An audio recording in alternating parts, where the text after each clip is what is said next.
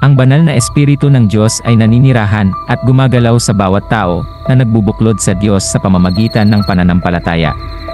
Nararamdaman at nakikilala ang presensya ng banal na Espiritu sa pamamagitan ng mga biyaya, inspirasyon, at gabay na ipinapadama nito sa bawat isa. Ang banal na Espiritu ay nagbibigay ng katuwiran, kapayapaan, at pagmamahal.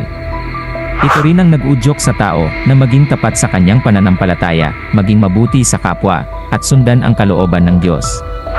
Sa pamamagitan ng banal na Espiritu, ang tao ay nagiging instrumento ng kabutihan at pagmamahal sa mundo. Ang banal na Espiritu ay nagtuturo, nagbibigay liwanag, at nag-aalaga sa bawat isa na nagtitiwala sa Diyos. Ito rin ang nagbibigay ng lakas at pag-asa sa oras ng pangangailangan at pagsubok.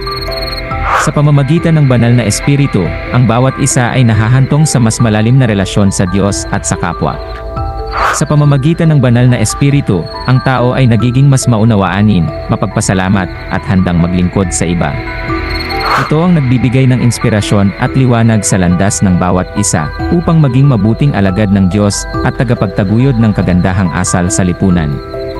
Sa kabuuan, ang banal na Espiritu ng Diyos ay patuloy na namumuhay at gumagalaw sa bawat tao na naglalagak ng kanilang pananampalataya at pagtitiwala sa Diyos, nagbibigay ng liwanag, lakas, at pagmamahal upang gabayan at patnubayan ang bawat hakbang sa landas ng kabutihan at katuwiran. Ang banal na Espiritu ng Diyos ay hindi lamang nagbibigay ng spiritual na gabay at lakas, kundi pati na rin ng mga biyaya at kagandahang dulot sa buhay ng tao. Ito rin ang nagtuturo sa bawat isa na magkaroon ng malasakit sa kapwa, at maging instrumento ng pagmamahal, kapayapaan sa mundo. Sa pamamagitan ng banal na Espiritu, ang tao ay natututong magpatawad, magmahal ng walang kondisyon, at maglingkod ng buong puso. Ito ang nagbibigay ng inspirasyon at pag-asa sa mga panahon ng kahirapan at pagsubok. Ang banal na Espiritu ay nagbibigay ng kapangyarihan sa bawat isa na harapin ang mga hamon ng buhay ng may pananampalataya at tapang.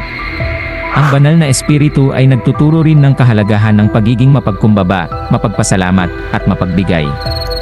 Ito ang nag-udyok sa tao na magpakumbaba sa harap ng Diyos at sa harap ng kapwa, at magbigay ng oras at pagmamahal sa mga nangangailangan. Sa pamamagitan ng banal na Espiritu, ang tao ay tinutulungan na maging tagapagdala ng liwanag at pag-asa sa mundo. Ito ang nagbibigay ng kapangyarihan sa bawat isa na maging instrumento ng pagbabago at pag-unlad sa lipunan sa pamamagitan ng pagmamahal, katarungan, at kagandahang asal. Sa huli, ang banal na Espiritu ng Diyos ay patuloy na namumuhay at naglilingkod sa bawat isa na handang tanggapin at sundan ang kanyang gabay.